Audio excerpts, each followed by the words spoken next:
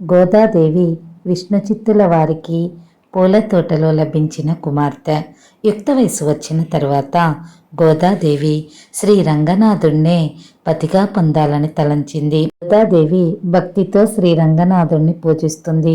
ఉదయాన్నే గోదాదేవి ఒక్కొక్కరింటికి వెళ్ళి తన తోటి వారందరినీ తట్టి లేపుతూ నదిలో స్నానానికి సిద్ధం చేస్తుంది.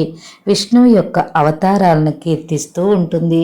புள்ளும் சிலும்பினகான் புள்ளரையன் கோயிலில் வெள்ளை விழி செங்கின் பேரரவம் கெட்டிலையோ பிள்ளாய் எழுந்திராய்ப்பை முளை நஞ்சுண்டு கள்ளச்சகடங் கலக்களையக்காலோச்சி வெள்ளத்தரவில் துயில மறந்த வித்தினை உள்ளத்துக்கொண்டு முனிவர்களும் யோகிகளும் மெல்ல விழுந்து அரியன்ற பேரரவம் ఒళ్ళం పుగొందు కుళిరందు ఏలోరెంబవాయ్. నిద్రిస్తున్న గోపికలను గోదాదేవి ఈ విధంగా నిద్రలేపుతుంది.